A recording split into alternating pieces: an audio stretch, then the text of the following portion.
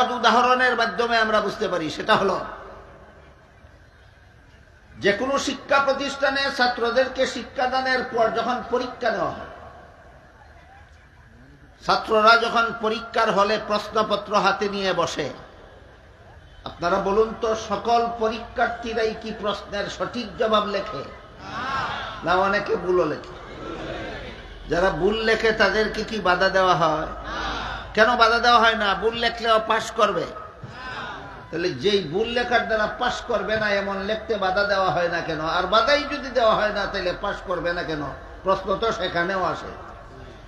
ওই প্রশ্নের যেই জবাব, এই প্রশ্নের সেই জবাব। পরীক্ষার হলে কোন পরীক্ষার্থী ছাত্র প্রশ্নের জবাব ভুল লেখলে গ্রহণযোগ্যতার কারণে বাধা দেওয়া হয় না, তা নয়, নিয়ম রক্ষার জন্য বাধা দেওয়া হয় না। ভুল লেখা গ্রহণযোগ্য নয়, কিন্তু বাধা দেওয়ার নিয়ম নাই। ঠিক তেমনিভাবে দুনিয়াতে কেউ ইসলাম ছাড়া আর কোন ভ্রান্ত ধর্ম পালন করলে গ্রহণযোগ্যতার কারণে বাধা দেওয়া হয় না, তা নয়, ইসলাম ছাড়া আর কোন ধর্ম আল্লাহর কাছে গ্রহণযোগ্য নয়, কিন্তু বাধা দেওয়ার নিয়ম নাই, তাই বাধা দেওয়া হয় না। এই সুযোগে যদি কোনো পরীক্ষার্থী ছাত্র প্রশ্নের জবাব ইচ্ছা মতো ভুল লেখে, তাহলে যেভাবে তার কপালে গুড়ার ডিম ছাড়া আর কিছু নাই, ঠিক তেমনি ভাবে এই সুযোগে যদি কেউ ইচ্ছা মতো যে কোনো ধর্ম পালন করে, তার কপালেও পরকালে আল্লাহ বলেন ওয়াহুয়া ফি আখিরাতি মিনাল খাসিরিন, তার কপালেও জাহান্নাম ছাড়া আর কিছু নাই।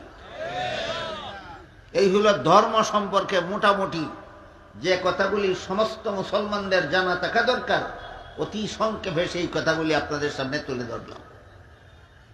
মালিক ইয়াউমিদ্দিন আয়াতে আল্লাহ দিন শব্দকে কর্মফল অর্থে ব্যবহার করেছেন। লা ইকরাহা ফিদ্দিন আয়াতে আল্লাহ দিন শব্দকে ধর্ম অর্থে ব্যবহার করেছেন। ভুলে যাবেন না, এরপরে আরো কয়েকটা অর্থ আসছে। সূরা শুরার 13 নম্বর আয়াতে আল্লাহ বলেছেন আকিমুদ্দিন, এখানেও দিন শব্দ ব্যবহৃত হয়েছে। এখানের দিন শব্দ কর্মফল অর্থেও নয়, ধর্ম অর্থেও নয়। আকিমুদ্দিন আয়াতে দিন শব্দ কর্মফলের অর্থেও আল্লাহ ব্যবহার করেননি, ধর্ম অর্থেও ব্যবহার করেননি। এখানে আল্লাহ দিন শব্দকে আল্লাহ ব্যবহার করেছেন ইসলামের সহি আকীদা বুঝাবার জন্য। সহি আকীদার বাংলা হলো বিশুদ্ধ মতবাদ। সহি আকীদার বাংলা আপনারা